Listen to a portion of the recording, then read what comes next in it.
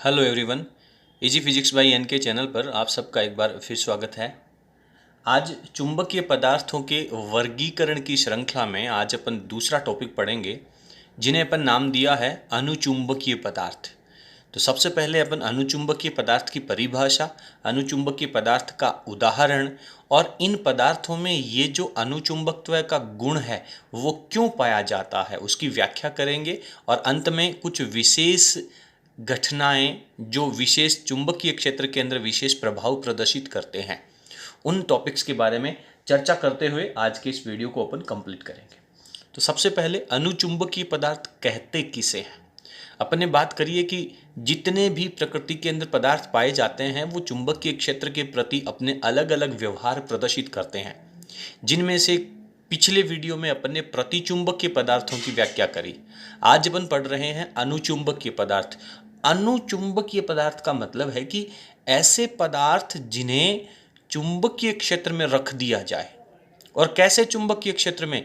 असमान चुंबकीय क्षेत्र में, यानी कहीं पर चुंबकीय क्षेत्र की तीव्रता कम तो और कहीं पर अधिक हो।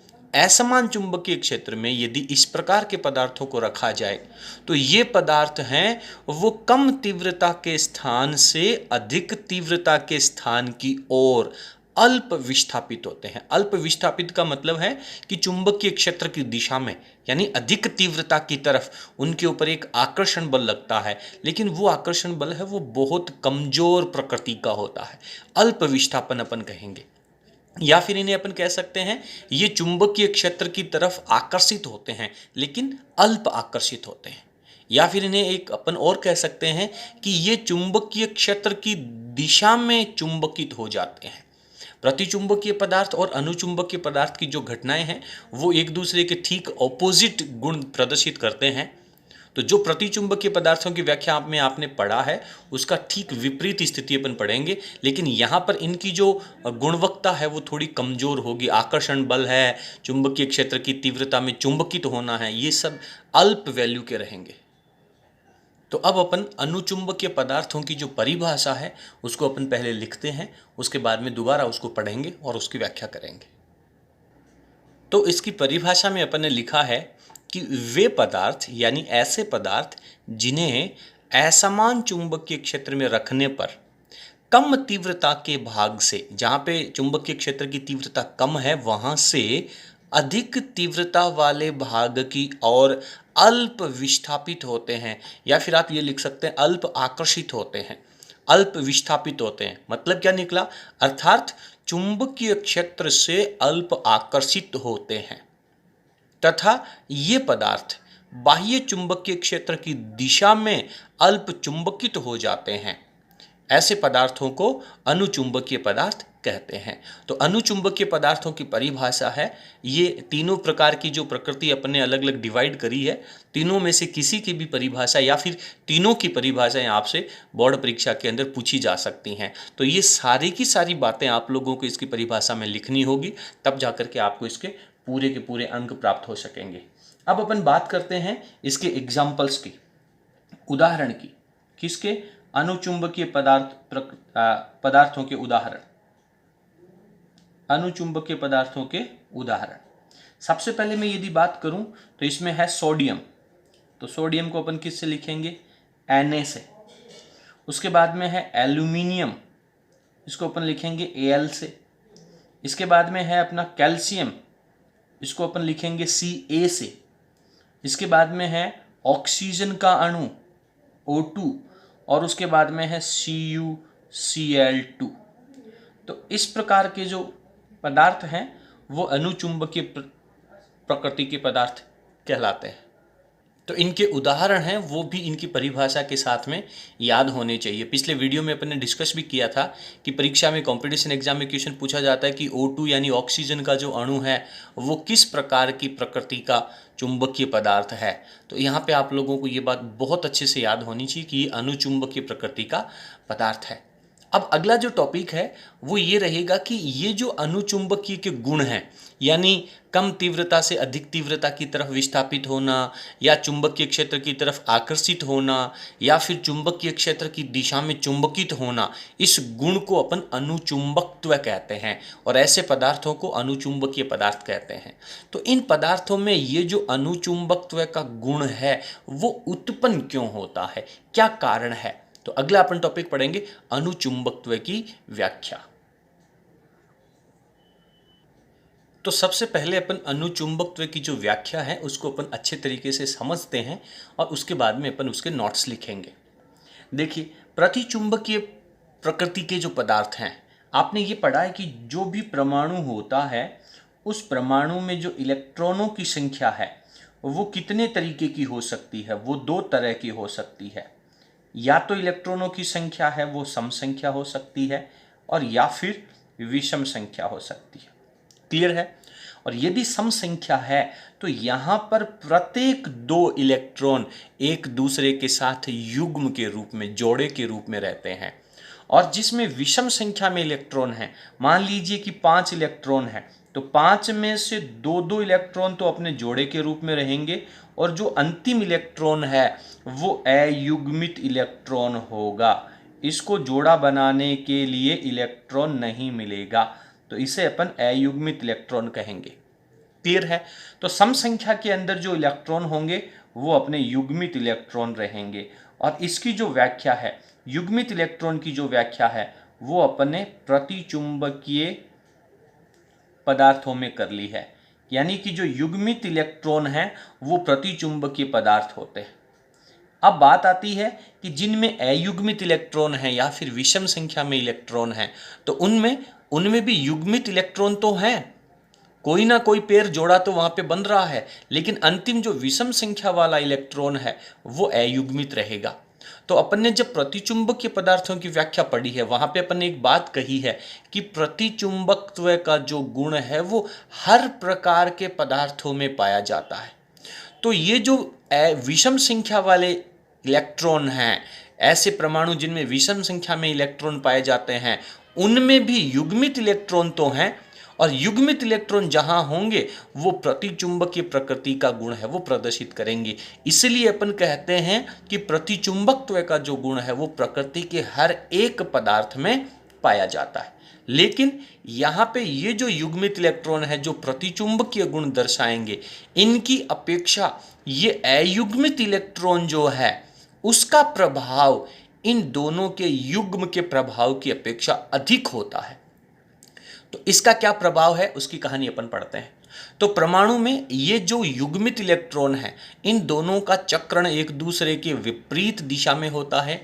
परिणाम स्वरूप ये दोनों इलेक्ट्रॉन जो चुंबक बनाने का प्रयास कर रहे हैं, तो दोनों का जो चुंबकीय आघूर्ण है, युग्म के दोनों इलेक्ट्रॉनों का जो चुंबकीय आघूर्ण है वो विपरीत दिशा में होने के कारण एक दूसरे को निरस्त कर देता है। लेकिन ये जो अकेला इलेक्ट्रॉन है, इसका जो चक्रण है वो चुंबक बनाएगा और चुंबकीय आघूर्ण उत्पन्न करेगा। यानी कि जिस परमाणु या अणु में अयुग्मित इलेक्ट्रॉन पाए जाते हैं, उनकी विषम संख्या वाला जो इलेक्ट्रॉन है वो एक स्थायी चुंबक का निर्माण करता है। ये कंप्लीट चुंबक रहेगा हमेशा। और जिसमें युग्मित इलेक्ट्रॉन है, उसके दोनों इलेक्ट्रॉन है वो विपरीत चक्रण के कारण एक दूसरे के चुंबकीय प्रभाव को निरस्त कर देते हैं। तो यहाँ पर भी ये जो दोनों युग्म हैं इनका प्रभाव तो निरस्त हो जाएगा, लेकिन इस अयुग्मित इलेक्ट्रॉन के कारण ये एक स्थायी चुंबक बन जाएगा। जब ये स्थायी चुंबक है तो इसका कोई ना कोई चुंबकीय आघूर्ण भी होगा। क्लियर है? प्रत्येक चुंबक का चुंबकीय आघूर्ण होता है, इसलिए ये जो एक स्थायी चुंबक बनेगा उसका कुछ ना कुछ चुंबकीय आघूर्ण भी होगा। अब मान लीजिए आपने कोई पदार्थ लिया इतनी सी मात्रा में, और इस इतनी सी मात्रा के पदार्थ में लाखों करोड़ों की संख्या में परमाणु हैं, और हर एक परमाणु, यदि आपने ऐसा पदार्थ लिया है जिसमें विषम संख्या में यानी अयुग्मित इलेक्ट्रॉन है, तो उसके हर एक परमाणु का ये अयुग्मित इलेक्ट्रॉन हर एक परमाणु को चुंबक की भांति व्यवहार दर्शाएगा। जिसका कोई ना कोई चुंबकीय आघूर्ण भी होगा। लेकिन जितने भी परमाणु हैं यहाँ पर, इन सब परमाणुओं का जो चुंबकीय आघूर्ण है उसकी दिशा निश्चित नहीं है, अनियमित दिशा है। किसी की दिशा कुछ भी डायरेक्शन में है, किसी का चुंबकीय आघूर्ण किसी दिशा में है, किसी का चुंबकीय आघूर्ण है वो अलग अलग दिशाओं में है।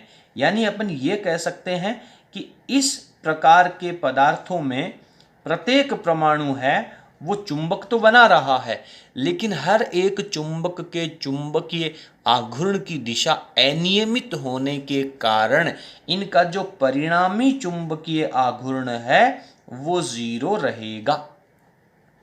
ठीक है, अभी तक आपने इस पदार्थ को किसी भी प्रकार के चुंबकीय क्षेत्र में नहीं रखा है, तो यहां पर जब चुंबकीय क्षेत्र की अनुपस्थिति है, यानी चुंबकीय क्षेत्र का मान जब 0 है, तो इन सब के प्रत्येक परमाण्विक चुंबक की अलग अलग दिशाओं में चुंबकीय आघूर्ण होने के कारण परिणामी वैल्यू 0 होगी। और यदि अब इस प्रकार के पदार्थ को, यह आपके पास कोई बाहर से चुंबकीय क्षेत्र यहां पे लगाया गया है इस दिशा में, और इस चुंबकीय क्षेत्र के अंदर आपने इस पूरे के पूरे पदार्थ को रख दिया। ठीक है, तो अब क्या होगा कि ये जो चुंबकीय क्षेत्र है, यानी यहां पर चुंबकीय क्षेत्र का मान 0 नहीं है और इसकी तीव्रता है वो b वेक्टर है, तो ये जितने भी परमाणविक चुंबक हैं वो इस बाह्य चुंबकीय क्षेत्र की दिशा में चुंबकित हो जाएंगे, कुछ इस तरीके से चुंबकित हो जाएंगे। और जब ये एक दिशा में संरेखित हो जाएंगे तो इनका परिणामी चुंबकीय आघूर्ण भी उत्पन्न हो जाएगा, यानी परिणामी चुंबकीय आघूर्ण का मान अब 0 के बराबर नहीं होगा। और इस प्रकार से अपन कह सकते हैं कि ये पदार्थ बाह्य चुंबकीय क्षेत्र की दिशा में अल्प चुंबकित हो जाते हैं और अब इनके अंदर चुंबकीय गुण उत्पन्न हो जाएंगे और अब ये चुंबकीय क्षेत्र में कम तीव्रता वाले भाग से अधिक तीव्रता वाले भाग की तरफ आकर्षित हो जाएंगे। तो इस तरीके से अपन अणुचुंबकत्व की जो व्याख्या है वो समझते हैं।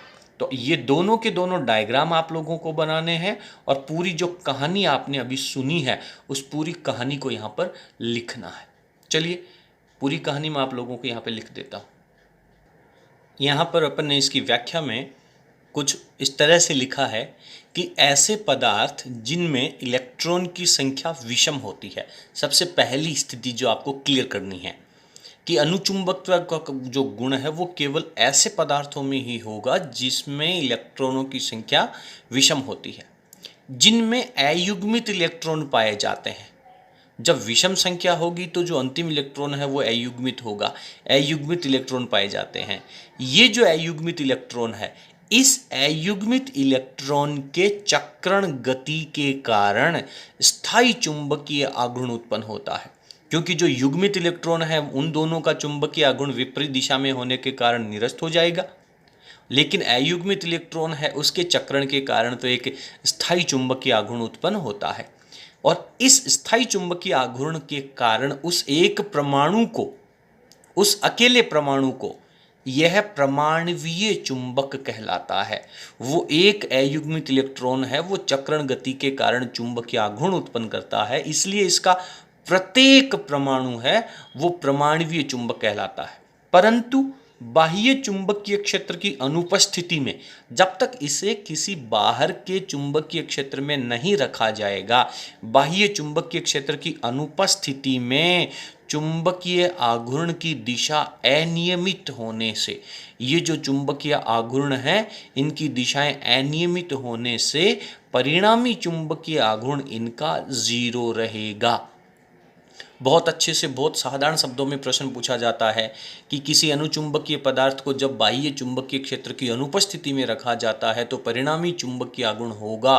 ऑप्शन ए 0, ऑप्शन बी धनात्मक, ऑप्शन सी ऋणात्मक, ऑप्शन डी अनिश्चित। तो ये बात बहुत क्लियर है कि जब तक इसे बाह्य चुंबकीय क्षेत्र में नहीं रखा जाएगा इसका परिणामी चुंबकीय आघूर्ण 0 होगा। ये बात आपके जहन में, दिमाग में बहुत अच्छे से स्पष्ट हो जानी चाहिए। इसको रटने का प्रयास नहीं करना है। बहुत सारे बच्चे अक्सर मेरे सामने क्वेश्चन करते हैं कि सर हमें फिजिक्स याद नहीं रहती है। भैया फिजिक्स याद करने का सब्जेक्ट नहीं है, इसको केवल आपको समझना है, महसूस करना है, अपनी आत्मा के साथ इसे महसूस करना। क्लियर है?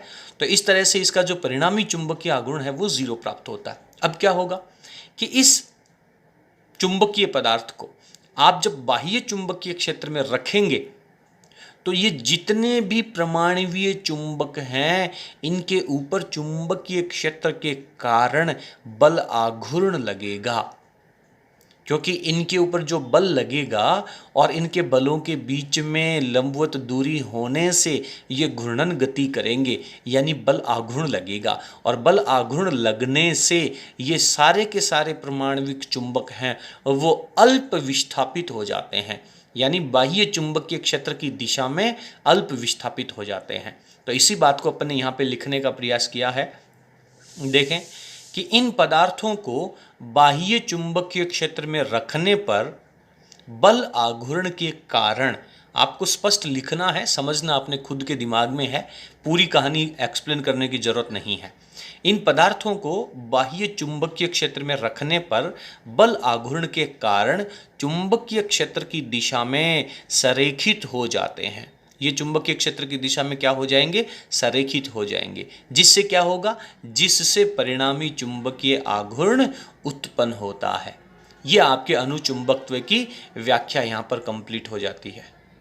अब अपन इसकी विशेष स्थितियां या विशेष गुणधर्म पढ़ते हैं। आप वीडियो की स्क्रीन को पॉज करें और नोट्स को बहुत अच्छे तरीके से लिख लें। मैं आगे चलता हूँ। विशेष पॉइंट्स के अंदर इसका जो पहला पॉइंट है जो अपने समझने लायक है कि मान लीजिए कि यहाँ पे समान चुंबकीय क्षेत्र है। समान चुंबकीय क्षेत्र का मतलब है सभी चुंबकीय बल रेखाएं समान दूरी पर और एक दूसरे के समांतर गुजर रही हैं, और आपने उस समान चुंबकीय क्षेत्र के अंदर इस तरीके से कोई अनुचुंबकीय पदार्थ का टुकड़ा रख दिया। ये अनुचुंबकीय पदार्थ का टुकड़ा आपने यहाँ पे रख दिया। तो अब क्या होगा कि वो जो समांतर गुजरने वाली चुंबकीय बल रेखाएं हैं, अब वो समांतर ना गुजर करके इस चुंबकीय क्षेत्र की ओर आकर्षित हो जाती हैं। और आकर्षित होने का अर्थ है कि वो इस चुंबकीय क्षेत्र के अंदर से अधिक गुजरने का प्रयास करती हैं।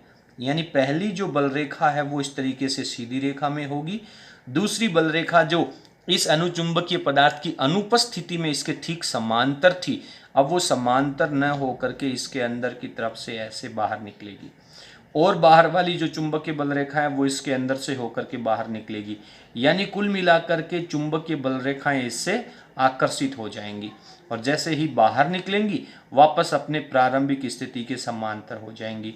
तो ये गुणधर्म है, ये जो प्रॉपर्टी है वो ये प्रदर्शित करती है कि अनुचुंबकीय पदार्थ हैं वो चुंबकीय बल रेखाओं को अपने अंदर से अधिक गुजारने का प्रयास करती हैं, और चुंबकीय बल रेखाओं के गुजरने की क्षमता को चुंबकीय पारगम्यता कहते हैं।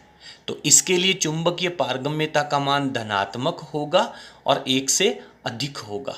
ठीक है, तो यहाँ पर ये जो मैंने डायग्राम बनाया है, इस डायग्राम को मैं यहाँ पे पैराग्राफ के रूप में लिख लेता हूँ।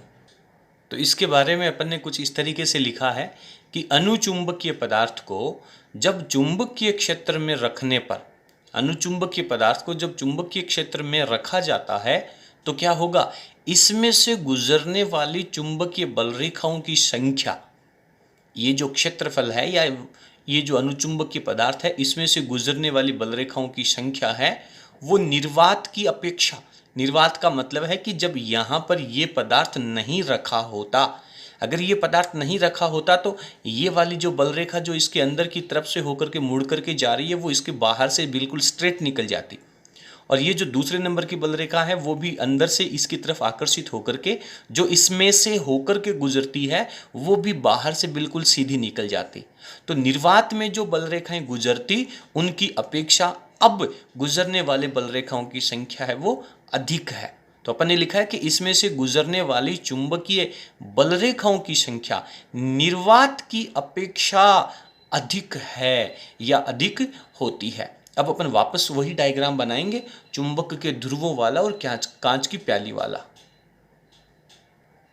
दो स्थितियां अपने यहाँ पे ली हैं। पहली स्थिति में चुंबक के दोनों ध्रुव एक दूसरे से दूर रखे हैं, और दूसरी स्थिति में चुंबक के दोनों ध्रुव थोड़े से एक दूसरे के नज़दीक रखे हैं। तो अपन ये बात जानते हैं कि जब चुंबक के ध्रुव एक दूसरे से दूर रखे हुए हैं तो चुंबक के ध्रुवों के पास में चुंबकीय क्षेत्र की तीव्रता ज़्यादा है, और इससे दूरी बढ़ने पर यानी माध्य स्थिति में चुंबकीय क्षेत्र की तीव्रता कम है। यदि आप कोई द्रवित चुंबकीय पदार्थ लेते ऐसे जो बिल्कुल स्ट्रेट होता, और उसको जब आप दूर दूर रखे चुंबकीय ध्रुवों पर रखोगे तो इसके अंदर चुंबक के ध्रुवों के ऊपर इसकी मात्रा अधिक इकट्ठी हो जाएगी, और बीच में जहां चुंबकीय क्षेत्र की तीव्रता कम है वहां पर पदार्थ की मात्रा कम हो जाएगी, जो यह बताती है कि असमान चुंबकीय क्षेत्र में रखने पर यह पदार्थ चुंबकीय क्षेत्र की अधिक तीव्रता की ओर आकर्षित हो जाता है या अल्प विस्थापित हो जाता है। दूसरी बात, यदि चुंबकीय ध्रुवों को समीप रखा जाए तो इन दोनों के बीच में चुंबकीय क्षेत्र की तीव्रता बहुत ज़्यादा हो जाती है, और चुंबक के ध्रुवों के पास में अगर अपन चुंबक की तरफ जाएं तो वहां पर तीव्रता कम हो जाएगी। तो ऐसी स्थिति में जो पदार्थ है वो बीच में से ऊपर उठ जाता है, जो ये बताता है कि अधिक तीव्रता के ऊपर इसकी मात्रा भी अधिक इकट्ठी हो गई है। तो दोनों डायग्राम हैं वो आपसे परीक्षा में बनवा सकता है, और इसके ऊपर दो दो लाइनों के रूप में टिप्पणी भी पूछ सकता है। तो दोनों के बारे में यहाँ पे मैं लिख देता हूँ। तो इनके बारे में अपन ने लिखा है कि दूर दूर रखे चुंबकीय ध्रुवों पर, यदि चुंबकीय ध्रुवों को दूर दूर रखा जाए, दूर दूर रखे चुंबकीय ध्रुवों पर कांच की प्याली में अनुचुंबकीय पदार्थ रखने पर, जब आप अनुचुंबकीय पदार्थ को रखेंगे तो बीच से पदार्थ दब जाता है। बीच में से जहां पर चुंबकीय क्षेत्र की तीव्रता कम है वहां पर पदार्थ नीचे की तरफ दब जाता है, यानी यहां पर मात्रा कम हो जाती है। तीव्रता वाला जो फंक्शन है, जो रीजन है, वो आपको अपने दिमाग में याद रखना है। इसी तरीके से ध्रुवों को जब पास पास रखा जाता है, ध्रुवों को पास पास रखने पर अनुचुंबकीय पदार्थ जो है वो बीच से ऊपर उठ जाता है, यानी बीच में अनुचुंबकीय पदार्थ की मात्रा ज़्यादा इकट्ठी हो जाती है, क्योंकि बीच में चुंबकीय क्षेत्र की तीव्रता अधिक है। तो इस तरीके से ये जो दोनों बातें हैं वो आप लोगों को यहाँ पे लिखनी है। अब अपन बात करते हैं कि ये जो अनुचुंबकत्व का गुण है इसके ऊपर टेम्परेचर का क्या प्रभाव पड़ता है। हालांकि अपन ने बात करी थी कि प्रतिचुंबकत्व के ऊपर टेम्परेचर का कोई प्रभाव नहीं होता है, आपको बहुत अच्छे से ये बात याद होनी चाहिए। लेकिन अनुचुंबकत्व के ऊपर टेम्परेचर का क्या प्रभाव होता है, चलिए पढ़ते हैं अगले पेज पर। तो अगले टॉपिक को अपन ने हेडिंग डाली है अनुचुंबकीय पदार्थों के लिए क्यूरी ताप नियम। अनुचुंबकीय पदार्थ हैं उनके ऊपर टेम्परेचर के जो प्रभाव की व्याख्या है वो क्यूरी ने करी थी, इसलिए इसे क्यूरी ताप नियम पढ़ा जाता है। क्यूरी ताप नियम है वो एक बार और आएगा इसी चैप्टर में, लेकिन वो रहेगा लोह चुंबकीय पदार्थों के लिए। इसलिए बिल्कुल स्पष्ट पढ़ें कि अनुचुंबकीय पदार्थों के लिए क्यूरी ताप नियम क्या है। पिछले डायग्राम में आपने पढ़ा था कि जब इन पदार्थों को बाह्य चुंबकीय क्षेत्र की अनुपस्थिति में रखा जाएगा तो चुंबकीय आघूर्ण की दिशाएं अनियमित, परिणामी चुंबकीय आघूर्ण 0।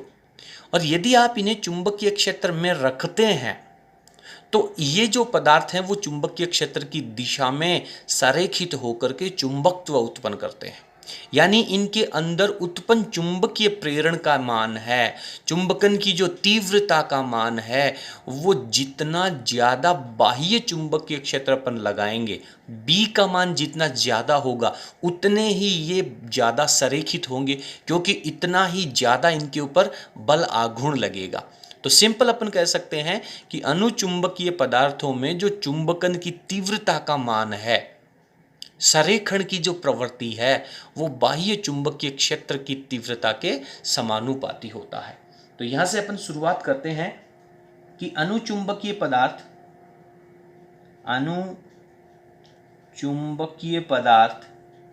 ध्यान देना, साथ साथ में आप लोग लिख भी सकते हैं कि अनुचुंबकीय पदार्थ का जो चुंबकन है, अनुचुंबकीय पदार्थ का चुंबकन, उस पर लगाए गए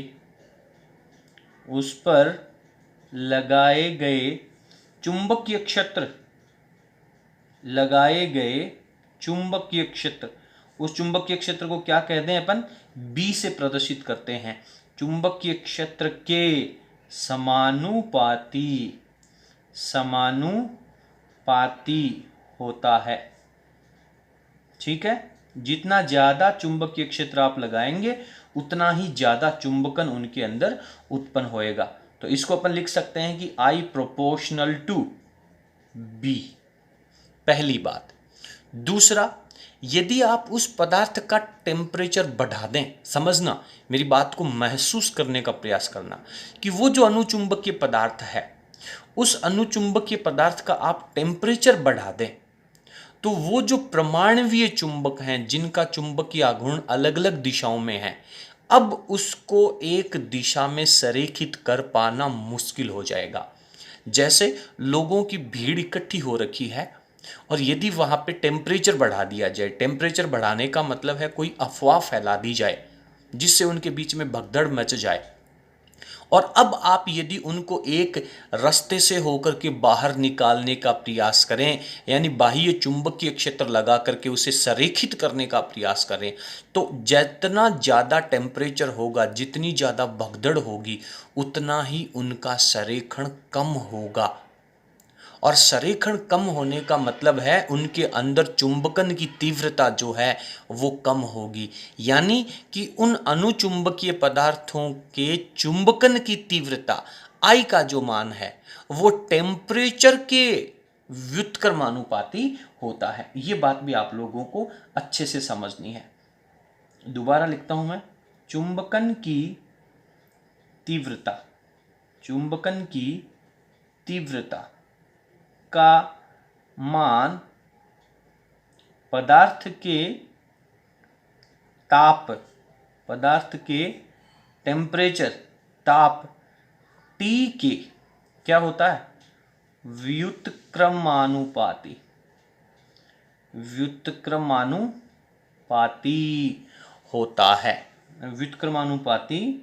होता है। चलिए इसको दोबारा लिखता हूं कि I प्रोपोर्शनल टू 1/T, और यदि मैं इन दोनों को एक साथ लिखूं तो क्या हो जाएगा, लिखेंगे अपन I समानुपाती B और व्युत्क्रमानुपाती T।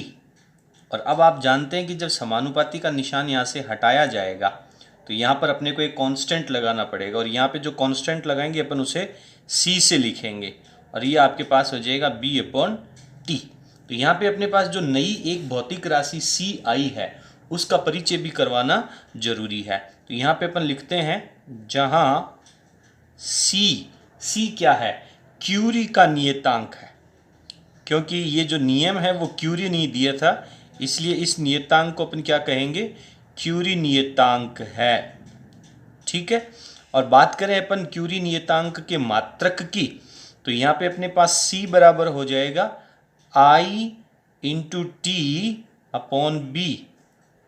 तो I का जो मात्रक है उसकी अपन बात करेंगे तो ये होता है अपने पास एम्पियर/मीटर।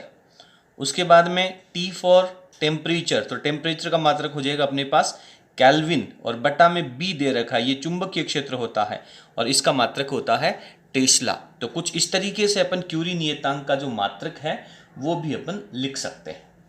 अब चूंकि अपन एक बात जानते हैं कि जो चुंबकीय क्षेत्र B की वैल्यू है वो वैल्यू अपने पास होती है μ0H के बराबर।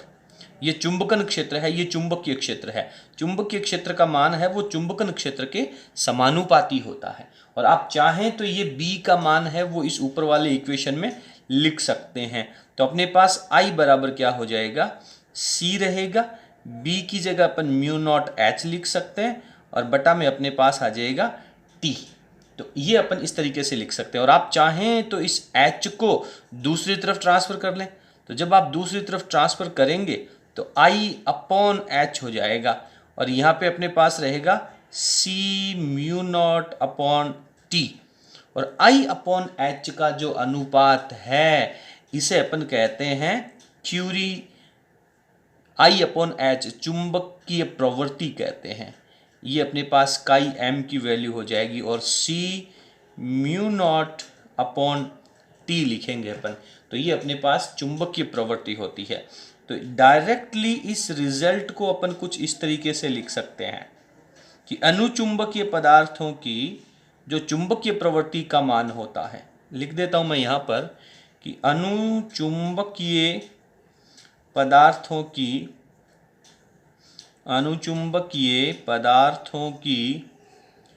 चुंबकीय प्रवृत्ति का मान ताप के व्युत्क्रमानुपाती होता है। ताप के व्युत्क्रमानुपाती होता है। क्लियर है? तो ये स्टेटमेंट अपने को लिखना होगा और ये रिजल्ट है वही अपना क्यूरी का ताप नियम कहलाता है।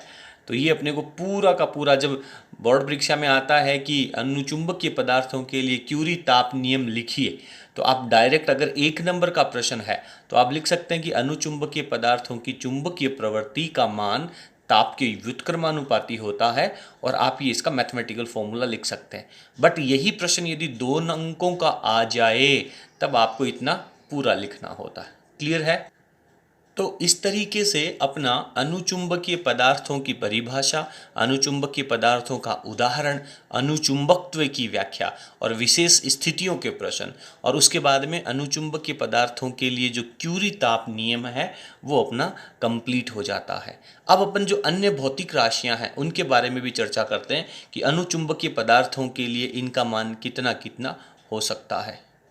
और ये जो अपन आगे के विशेष नोट या विशेष टॉपिक्स की अपन चर्चा कर रहे हैं, ये प्रतियोगी परीक्षाओं की दृष्टि से आप लोगों के लिए बहुत महत्वपूर्ण है। वीडियो की स्क्रीन को पॉज करें और नोट्स को अच्छे तरीके से लिख लें।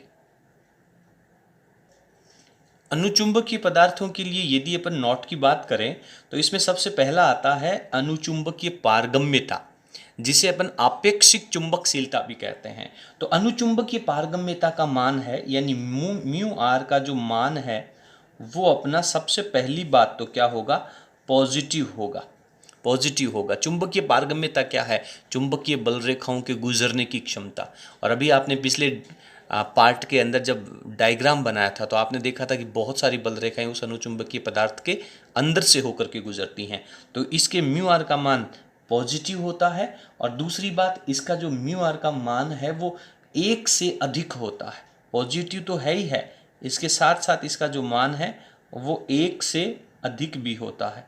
बहुत ज़्यादा नहीं होता है पर 1 से थोड़ा अधिक होता है। इसके बाद में अपन बात करें नंबर 2 चुंबकीय प्रवृत्ति की, तो काई एम का मान है वो भी अपने पास क्या होता है, धनात्मक होता है, धनात्मक। और इसका मान है वो अल्प होता है। ठीक है, अल्प होता है। धनात्मक तो है परंतु इसके साथ साथ इसकी वैल्यू है वो बहुत ज़्यादा नहीं होती है, अल्प होती है। टेम्परेचर की डिपेंडेंसी अपन इनके साथ में पढ़ी ली है। इसके बाद में चुंबकत्व के गुण का जो मुख्य कारण है वो आपने पढ़ लिया है, अयुग्मित इलेक्ट्रॉन है। तो यहाँ पे अपन मैं लिख देता हूँ चुंबकीय प्रवृत्ति को अपन काई एम से लिखते हैं। तो ये दोनों बातें आप लोगों को यहाँ पे इसके साथ बहुत अच्छे तरीके से लिख लेनी चाहिए। इसके साथ ही अपना अनुचुंबकत्व का टॉपिक है वो कंप्लीट हो जाता है। उम्मीद करते हैं कि आप लोगों को हमारा आज का जो विस्तार पूर्वक अध्ययन है वो पसंद आया होगा।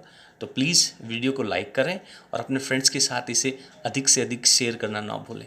जितनी ज़्यादा सब्सक्राइबर इंक्रीज होंगे हमें और ज़्यादा मोटिवेशन मिलेगा और हम आप लोगों को और बहुत बेहतरीन शिक्षण कार्य प्रदान कर सकेंगे। थैंक यू, धन्यवाद।